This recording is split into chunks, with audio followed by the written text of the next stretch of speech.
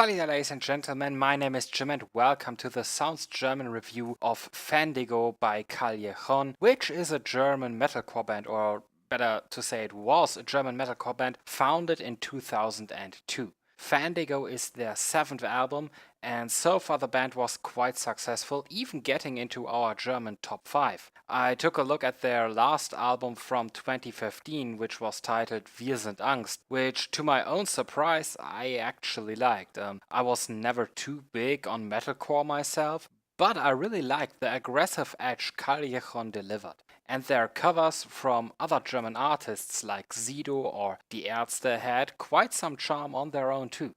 So 2 years later now we have Fandigo and oh boy, this is something different to their previous releases.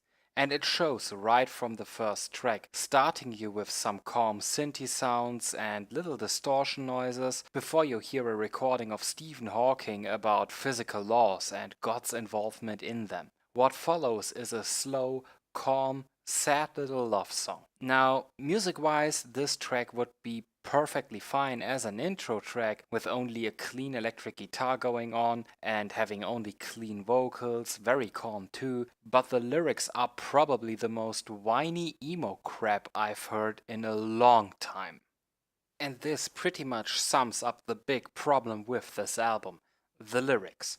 You will get lines about how the singer has never heard the person he is talking to, while he or she never truly found him. Lines about every kiss being like a wound, the deeper the better. How God is made of glass and a black wall of mirrors. You see where this is going.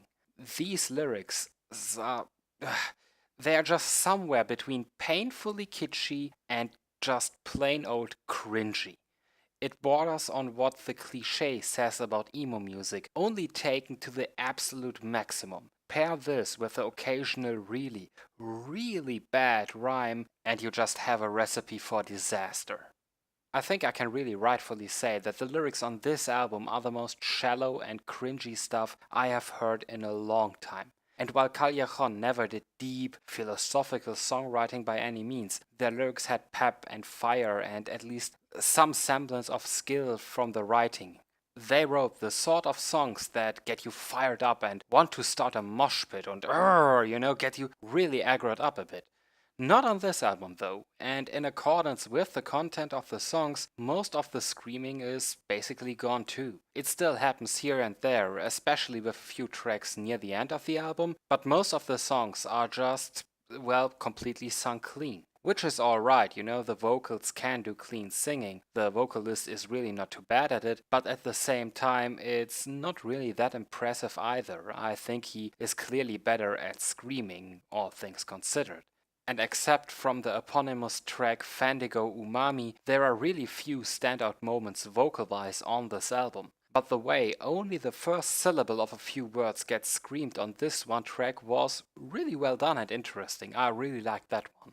Music-wise, this album is also a bit bizarre. Tracks like Noch einmal, Der Riss in uns, Fandigo Umami or Callejon is Dead have some fantastic synthy parts, reminding me a lot of music from the 80s and mostly used in the intro of the songs. But then these synthy pieces get completely drowned out by the other instruments. And with other instruments, I mean the usual mix of electric guitar, drums, and an E-bass you probably won't even notice is there. You have a lot of stuff that is somehow too hard for rock and yet too soft for metal, somewhere hanging in between the two genres, with pretty undistorted guitars going on and not fast and hard drumming.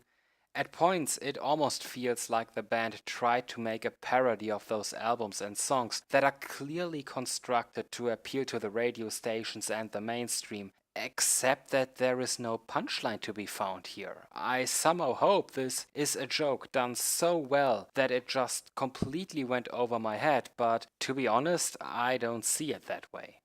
And it's not that this album runs short on musical diversity. I think they could have really made something great out of this. Just to give you a bit of an example here, besides the incredibly varied and well-played synthy parts, you have guitars that could easily be found on a Rammstein album with the song Nautilus.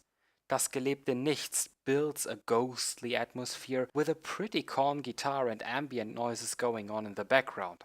And there is an instrumental in the middle of the album which sounds like it was taken right out of a modern western, whose soundtrack got a little touch of metal. I think they could have built an album from the synths alone, to be honest, because these parts are just so good. There's much variance to be found. Stuff that could have been really interesting if it were packaged a bit differently and came with at least bearable lyrics. As I said before, it's a bit of a bizarre mix, all things considered, but it works. Because really, the problem is not that Callejon diverged from what they did before. We're talking about a band that dressed both rap and old punk in a modern metalcore soundscape. These guys were trying bizarre and a bit crazy stuff before they did this album. And it worked back then. Because the result didn't sound like what a 14-year-old would write in his diary after his first breakup. Unlike this album here.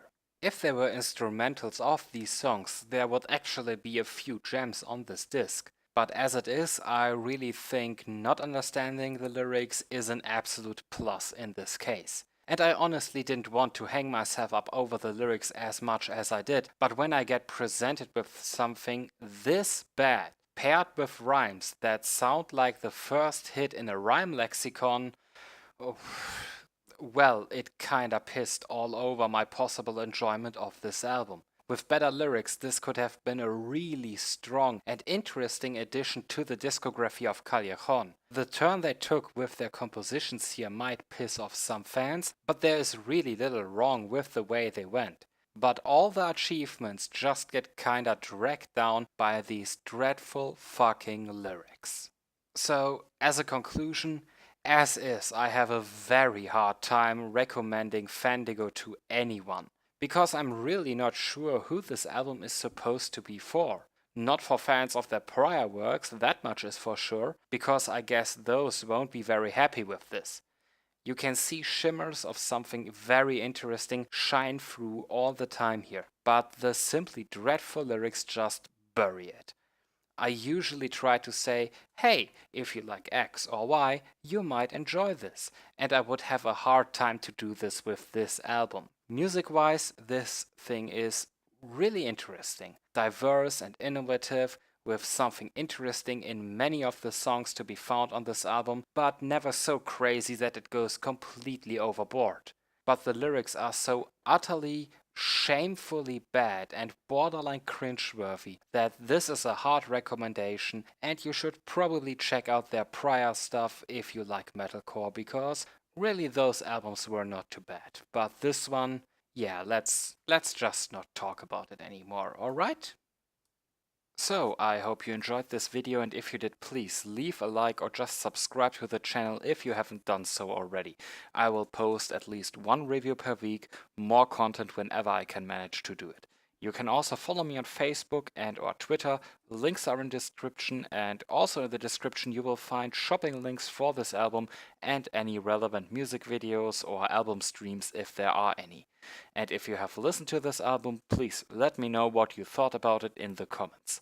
Thank you very much for watching. I hope to see you again next time. Have a nice day. Salida!